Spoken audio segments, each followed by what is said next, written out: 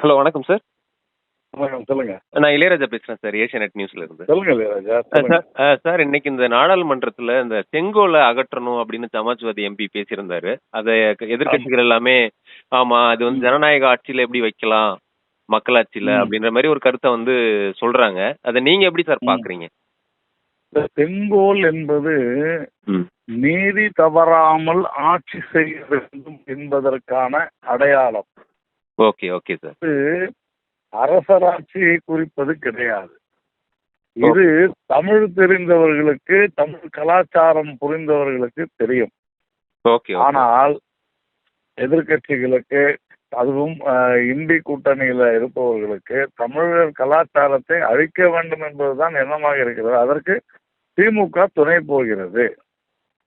அதனால தமிழர்களுடைய கலாச்சாரத்தை, நம் நாட்டினுடைய பண்பாட்டை, நம்முடைய நாட்டினுடைய மிகப்பெரிய அந்த ஒரு நீதி தவறாத ஒரு நிலையை இவர்கள் விரும்பவில்லை என்பது இதிலிருந்து புரிகிறது. திமுகவும் அதற்கு துணை போகிறது. திமுக இதற்கு கடும் கண்டனம் எடுப்பதில்லை என்று சொன்னால் திமுகவும் இவர்களுடன் இணைந்து செயல்படுகிறார் என்றுதான் பொருள்.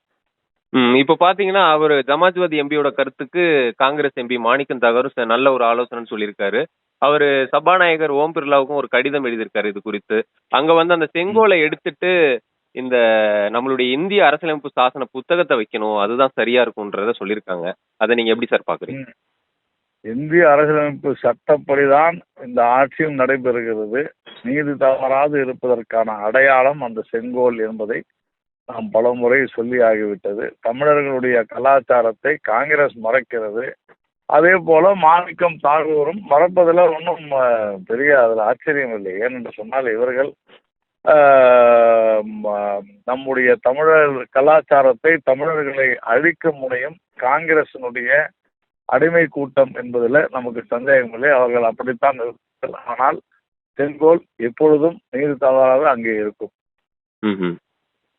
Okay sir, thank you sir.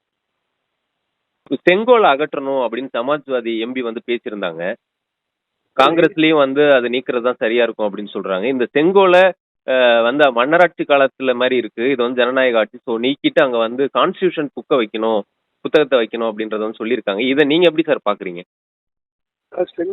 செங்கோலுக்கு இந்த மரியாதையே இப்ப போயிடுச்சு.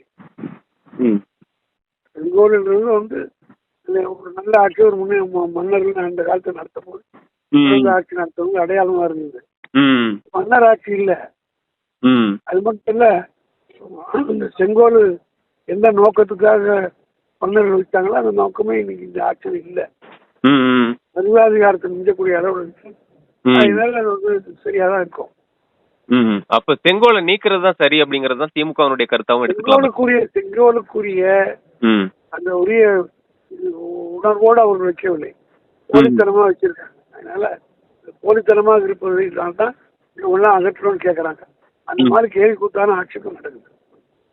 இல்ல, இந்த செங்கோல் பாத்தீங்கன்னா இங்க நம்ம தமிழ்நாடு, சென்னையை சேர்ந்த உம்முடி பங்கார் ஜுவல்லர்ஸ்ல தான் பண்ணிருக்காங்க. இங்க போன வருஷம் நிறுவும் போது கூட தமிழ்நாட்டை சேர்ந்த பல மடங்களோட ஆதீனங்கள் போய் தான் நிறுவனாங்க. ஒரு தமிழகத்தை பறைசாற்றுற விதத்துல மோடி அவர்கள் பண்ணாரு அப்படின்றது அவர் நடத்திய நாடகம், மோடி நடத்திய நாடகம். இப்ப அது நம்ம ஜனாதிபதி என்ன சொல்லியிருக்காங்க அப்படின்னா, ஒரு ஏழையின் கைக்கு இந்த ஆட்சி அதிகாரம் வர்றதை குறிக்கிறதா தான் இந்த செங்கோல் இருக்குது, அதையே நீக்கணும் அப்படின்ற மாதிரி கேட்டிருக்காங்க. நீங்க அதை எப்படி, அவங்களுடைய கருத்தை எப்படி சார் பாக்குறீங்க? அது குடியரசுத் தலைவருடைய கருத்து நான் சொல்ல வரும்போது ஆமா, நல்லா இருக்காது சபா party. Okay okay sir, thank you sir, thank you. வணக்கம், நான் ஏஷியாநெட் நியூஸ் தமிழ்ல இருந்து இளையராஜா பேசுறேன் சார். சொல்லுங்க. ஒரு சின்ன கருத்து சார். இன்னைக்கு வந்து மாநிலங்களவையில வந்து இந்த செங்கோலை நீக்கணும் அப்படின்றத வந்து பேசியிருந்தாங்க. குறிப்பா வந்து அவரு ஓம் பிர்லாவுக்கும் சமாஜ்வாதி எம்பி வந்து ஒரு கடிதமும் எழுதியிருந்தாங்க. இன்னைக்கு அதை வந்து காங்கிரஸ் எம்பி மாணிக்கம் தாகூர் அது ஒரு நல்ல ஒரு ஆலோசனை தான், நடக்கிறது மக்களாட்சி தானே, இது மன்னராட்சியா, எப்படி அங்க வந்து செங்கோல் இருக்கலாம், அதுக்கு பதில் வந்து நம்ம இந்திய அரசியலமைப்பு சாசன புத்தகத்தை தான் வைக்கணும்ன்ற கருத்துக்களை சொல்லியிருக்காங்க. நீங்க எப்படி சார் இதை பாக்குறீங்க? இல்ல, அதாவது நீங்க பொதுவா இந்த ரைட் விங் ஆட்கள் என்ன எல்லா காலத்துலயும் என்ன சொல்லுவாங்கன்னா கடந்த காலம்னு சொல்லுவாங்க. Okay okay. கடந்த காலம் தான் சிறப்பா இருந்தது. நீங்க ராமராட்சின்னு சொல்றதே கடந்த காலத்துக்கு போறது தானே, மன்னராட்சி தானே ராமராஜ்யம்னு சொல்றது. ஆமாம். நீங்க அது ஒன்றும் மக்களால் தேர்ந்தெடுக்கப்பட்ட ஆட்சி கிடையாது. ஓகே. வாரிசு உரிமையின் அடிப்படையிலான அரசாட்சியை தான் அவங்க சொல்றாங்க. ஸோ செங்கோல் இருந்த காலத்துல என்ன விசாரணை நடந்தது, யாரு விசாரணை நடத்தலாம்? ஒரு ராஜா நடத்துவாரு. அதுல ஒன்றும் அதுக்கு பெரிய சட்டங்கள்லாம் கிடையாது ஆக்சுவலா. ஓகே. என்ன அப்படின்னு சொன்னா, இந்த காலத்துல நீங்க எந்த ஒரு செயலை செய்தாலும் சட்டத்தின் அடிப்படையில தான் தண்ணி. நீங்க சட்டத்தின் ஆட்சி என்பதுதான் நிலைநிறுத்தப்பட்டிருக்கு. இப்போ உலகம் முழுவதுமே நம்ம சொல்றது நீதியின் ஆட்சிங்கிறது கிடையாது, சட்டத்தின் ஆட்சி தான். சட்டம் என்பது எல்லாத்துக்கும் பொதுவானது. அது எழுதப்பட்டிருக்கும், எழுத்தின் அடிப்படையில தான் அது உருவாக்கப்பட்டிருக்கும். அது உருவாக்கப்படுறதுக்கு முன்னால பெரிய டிபேட்ஸ் எல்லாம் நடக்கும். நீங்க இந்த சட்டத்துக்கு இந்த தண்டனை கொடுக்கலாமா கூடாதா என்பதெல்லாம் நடக்கும். பட் நியாயத்தின் ஆட்சின்னு சொல்லும்போது ராஜா எது நியாயம் நினைக்கிறாரோ அதை பண்ணுவார் ஆக்சுவலா. நீங்க இப்ப இவரு செங்கோல் வச்சிருந்தாரா இல்லையா? நம்ம பேரா மன்னான்னு கண்ணகி கூப்பிட்டாங்களா, என்ன பாண்டியன் மன்னன், பாண்டிய மன்னர் வச்சிருந்தாரு. அவர் செங்கோல் வச்சிருந்தாரு தானே? ஆமா. அவரு ஏன் விழுந்து செத்து போனாரு? அவர் ஒரு பிழையான அந்த பிழையானதுங்கிறது எங்கிருந்து வருது உங்களுக்கு? ஆக்சுவலா நீங்க முறையான விசாரணை இல்லாம நடப்பது. ஸோ அதைத்தான் இவங்களுடைய ஐடியாலஜில அவங்க ரெஃப்ளெக்ட் பண்றாங்க. அதனுடைய விளைவு தான் இதுவே தவிர, நீங்க செங்கோல் வச்சிருக்க ஆட்சி அப்படின்னு சொன்னா அன்னைக்கு செங்கோல் தவறாமல் அப்படிங்கிறது நீதி தவறாமல் அப்படின்னு அன்னைக்கு பேசுவாங்க. இன்னைக்கு நீதிங்கிறது உங்களுக்கு என்னை பொறுத்தவரை நான் தப்பு இல்லைன்னு நினைக்கிறேன். உங்களை பொறுத்தவரை திருட்டுன்னா திருட்டுத்தான்னு நீங்க நினைக்கிறீங்க.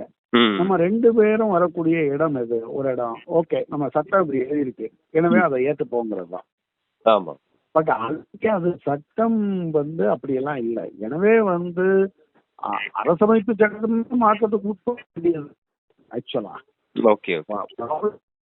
அதற்கு இருக்கக்கூடிய அரசமைப்பு என்பது ரெண்டு அங்கங்கள் வருது.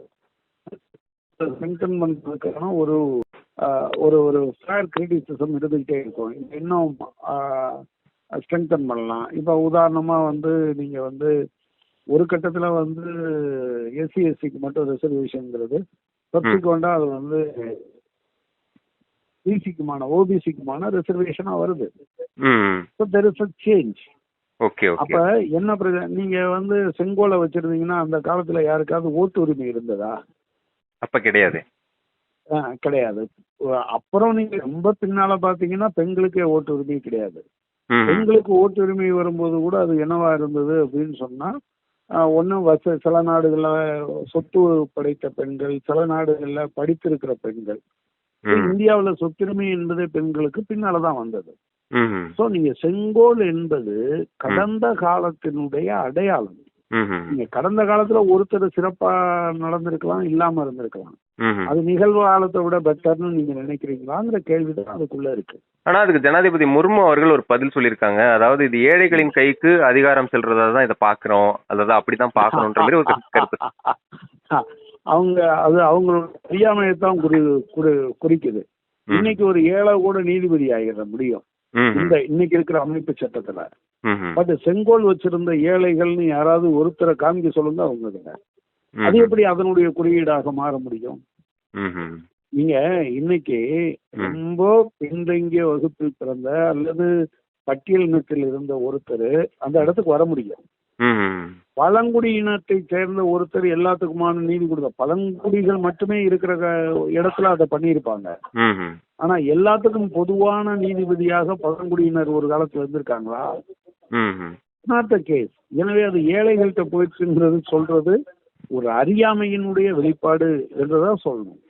அப்போ பாராளுமன்றத்துல இருந்து செங்கோலை நீக்கிறது தான் சரியா இருக்கும் அப்படின்னு நினைக்கிறீங்களா? நிச்சயமா இல்ல. நான் இந்தியாவினுடைய மிக ஒரு ஒரு ஒரு ஒரு வாழ்வாதார பிரச்சனைகள் டிஸ்கஸ் பண்ணப்படாம இந்த மாதிரி அது வாட்டில் அது ஓரமா இருந்துட்டு போறதுல எனக்கு ஒன்றும் ஆட்சேபணம் கிடையாது. அது வாட்டில் கிடந்துட்டு போகுது. பட் ப்ராப்ளம் என்னன்னா, அதை நீங்க வேலையின்மை உத்தரவு இருக்கு, ம் விலைவாசி அதிகமா இருக்கு, ஈவன் மிடில் கிளாஸ்ல இன்கம் ஷேர் குறைஞ்சிருக்கு, ம் இன்கம் இன்இக்வாலிட்டி ஒரு மிகப்பெரிய அளவுக்கு வைடன் ஆயிருக்கு. ம் இது விவசாயிகள் டிஸ்ட்ரெஸ் இருக்கு. இத பத்தி எதுவுமே பேசாம செங்கோலை வச்சேன் அல்லது ராமருக்கு கோயில் கட்டினேன் அல்லது இப்படியா டிஸ்கஷன் நடக்கிறது இருக்கு இல்லையா, ம் இது ஒரு டெமோக்ரஸிக்கு நல்லதே இல்லை ஆக்சுவலா. Okay okay okay sir. So என்னைய பொறுத்தவரை கேட்கல சார். ஹலோ. ஆ என்னை பொறுத்தவரை சொல்லுங்க, ஏதோ சொல்ல வந்தீங்க. இல்ல பட்டுக்கோட்டை கடவுள் இருக்கா இல்லையான்னு பேசும்போது கடவுள் இருப்பதும் இல்லை என்பதும் கவைக்குதவாத வெறும் பேச்சுன்னு சொல்லியிருப்பாரு. ப்ராப்ளம் என்னன்னா இதை நீங்க பேச்சுவார்த்தை நடத்தி எல்லாம் செட்டில் பண்ண முடியாது. ஆனா வேலை வாய்ப்பை பேச்சுவார்த்தை நடத்தி செட்டில் பண்ண முடியும். விலைவாசி உயர்வை நீங்க டிஸ்கஸ் பண்ணீங்கன்னா அதை இது பண்ண முடியும். இப்ப இது ஏழைகள் அதிகாரம் ஏழைகள் கைக்கு மாறுவது சரி. இந்த தடவை எத்தனை கோடீஸ்வரர்கள் போயிருக்காங்க, போன தடவை விட எத்தனை பேர் அங்க போயிருக்காங்க. இந்த காலத்துல எவ்வளவு வெல்த்ல இன்கம்ல நீங்க அது ஒரே ஒரு நிமிஷம் நீங்க இப்படி சொல்லும் போதுதான் ஒரு விஷயத்த என்ன சமீபத்திய கணக்குகள் என்ன சொல்றாங்க, இந்தியாவினுடைய மொத்த சொத்து இருக்கு இல்லையா, சொத்து. ஆமா சார். அந்த சொத்துல 1% கிட்ட 40% இருக்கு. டாப் 10% கிட்ட 65% இருக்கு. பாட்டம் கீழே இருக்கக்கூடிய 60% பேர்ட்ட வெறும் 4.7% தான் இருக்கு. இது அதிகாரம் கைக்கு மாறிட்டதுன்னு சொல்லி எங்களை எல்லாம் ஏமாத்திட்டு பணத்தை அப்படியே பெரிய ஆட்கள்கிட்ட கைமாத்துல கொடுத்துருக்கீங்க. நீங்க கீழே இருக்க 60% பேரிடம் வெறும் 4.7% தான் சொத்து இருக்கு. புரியுது. அப்ப நீங்க கீழே இருக்க 1% கிட்ட 40% இருக்கு.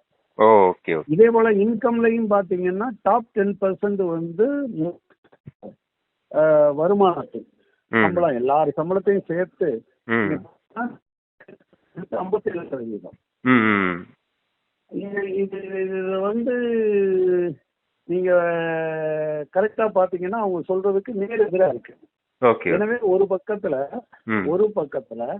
உங்கள்கிட்ட இல்லப்பா உங்களுக்கு எல்லாம் அதிகாரத்தை கைமாற்றி கொடுத்துருக்கோம் அதுதான் செங்கோல்னு சொல்லிட்டு இன்னொரு பக்கத்துல சொத்துக்கள் முழுவதையும் பெரும் பணக்காரர்களுக்கு மாற்றி கொடுத்திருக்கிறார்கள் என்பதைத்தான் இதை பார்க்க முடியும். எனவே அவங்க சொன்னது அப்பட்டமா எந்த வகையிலையும் புரிந்து கொள்ள முடியாத ஒரு நியாயமற்ற பேச்சு தான் சொல்லணும். Okay sir.